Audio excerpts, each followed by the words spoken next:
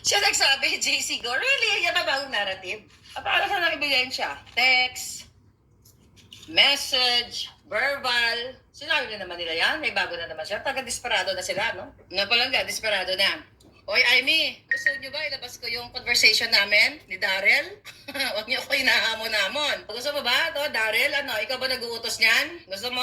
Kasi check ko lang ng mga pinagsasabi niyo dito sa akin. Ano na, may bago na naman yung palangga? Ano na, pakita ko lang ha. Okay, Daryl, ya. O, ikaw ba nag-utos niyan? O, gusto mo ilabas yung mga mensahe natin dito?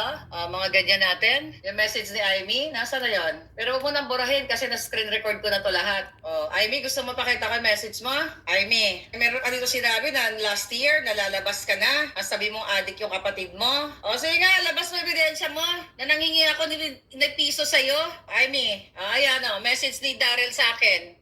Dati, ayun mga messaging sa akin. Patungkol, Amy Marcos, BBM posted Joe Al's post regarding our convoy and family thread. How sad am I? I replied, yes, I did speak to Joe Alejandrino. I didn't think he'd go public. But like many Filipinos, I'm anxious about escalating tensions in the West Philippine Sea. BBM texted, anything you say, ayan, mga message ni Chararat, ni Babalu.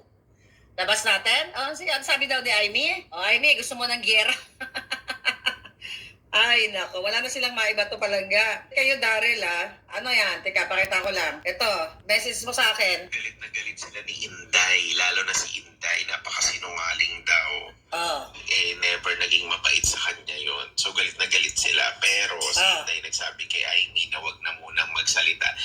Kasi Bitinin ko muna kayo, Daryl. Ikaw ba yung author niyan? Ano to? sariling timeline. Timeline, sinasabi niyo timeline dati? Si Inday, hindi niya hindi makontra ni Manang. Pero, mga kasinungalingan. Booking ka talaga dyan, Daryl Yap, at ikaw, manggagamit na Amy Marcos, tangina nyo. Mga sinungaling ka. Ito talaga si Amy, halata naman talaga na puro takunwari. Sige nga, ilabas nyo nga ako, may ebidensya ako. Bitin. Kasi dapat may konteksto to palangga. Na-record ko na to lahat, hindi nila to mabura. Tigilan nyo nga ako. Mangingi ako kay Amy? Excuse me. Kung mangingi ako kay Amy, dapat kay Lisa Tanas na lang. Nagbuntot-buntot ako kay Lisa Tanas. Ganyan na pa tayo. Alam sila magawa. Desperado na mga hitad. Hanapin natin mga message ni Daryl. Okay, Daryl pakanaan nyo ba yan? Kasi magkakaututang dila kayo Baka na-block na ako kagad. Okay. Tignan natin, mga message nyo. Labas nyo. May mga drama pa kayong eksena dati. Diyos ko po. Pwede, no? Ayan, no? Ang dami naming message. Sa screen record ko na yan. Hindi na nila pwedeng i-ano yan. Gusto mo ba, Daryl? Sabihin ko lahat? Yung mga puting, na isa ka sa puting ahas? Isang puting ahas pala si Daryl. Ano to? Ito kay Lisa Tanas. Ito yung mga pinahasa mo kami dati, Amy. Yan yung mga message nila sa akin. Ano sabi? Kasi kaya tanong ko, si Amy, ano na ba talaga? Kasi tinatanong ko, dahil sabi mo, sabi ko si Amy, ano na ba talaga? Kasi sabi ni Amy, ibubuking na yung kapatid niya na nag-addictos Benedictos. Ano sabi sa akin nyo? Team Daryl, Team Amy. Si Amy, PRRD, Amy, Inday Bato, lahat sila ang game. Is ang game din ng admin. Iba ang sasabihin. Sabi niya, iba ang gagawin. Tapos sabi ni Amy, ano sabi to? Yung tungkol dyan sa nagkabayaran ng 150 million tungkol sa charter change. O, di ba? Galing sa'yo yan, Amy? Ano yung pinagsasabi mo? Tigilan nyo nga ako. Dami nyo katarantaduhan. Labas ko to lahat. O, ito pa. Di ba? Ayan, sinisendan mo ako ng mga bend sentiments. Tingnan natin. Sinungaling kayo. Dami niyong hanas. Saan ang message ni Babalina? Ito. Anong sasabihin sa prayer rally? Yung message na yan na misend ni Senator sa DDS group chat. Babasahin ko yan na misend na yan. Yan, mga chika nyo, mga hanas ninyo. Anong sabi ni Amy dito? Tigilan nyo lang ako. Anong sasabihin sa Saturday sa prayer rally? Traumatic yung meeting kay BBM. Kanina kunwari wala siyang alam. Yung pala todo niyang sinusuportahan ang People's Initiative na yan. Ayan Traido ka talaga, Amy, labas mo. Naumingi ako sa'yo. Eto, lalabas ka, message mo na napunta sa akin. Sabi mo, anong sasabihin sa Saturday prayer rally? Ito yata yung kay, doon sa, yung nagsalta siya ng mga napapaligiran ng demonyo yung ading niya. Traumatic yung meeting kay BBM. Kanina, kunwari, wala siyang alam. Sinabi niya sa kapatid niya, yung pala, todo-todo niyang sinusuportahan ang PI para magkaroon ng 2 times 5-year term at iba pa.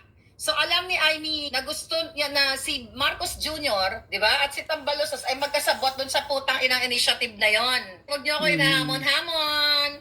May ebidensya tayo. Yung issue ng pagbabaliwala sa Senado, ay baliwala rin sa kanya. Wala siyang pakialam sa batas at payag pala siya kina Martin at sa PI na magpapanatili sa kanya sa posisyon ng 10 taon at mahigit pa. Yan ang gusto nila sa People Initiative na yan, mga kababayan. Kakahiya kung ano ang binatikos sa ama ko, mas malala pa ang gagawin niya. Traidor sa konstitusyon, traidor sa bayan, traidor sa aming pamilya. Hindi ko na siya kilala, higit hindi siya maaring anak ng ama ko. Oh, screenshot nyo. Oh, Amy, yan ang message mo. Oh, i-post ko na lang yan. Ang dami niyang sinasabi. Oh, alam mo pala eh. Kaya 'di ba, sabi ko sa inyo, yung putang inang initiative na 'yon, drama-drama lang ni Amy Marcos. Alam niya. Sinabi niya dito.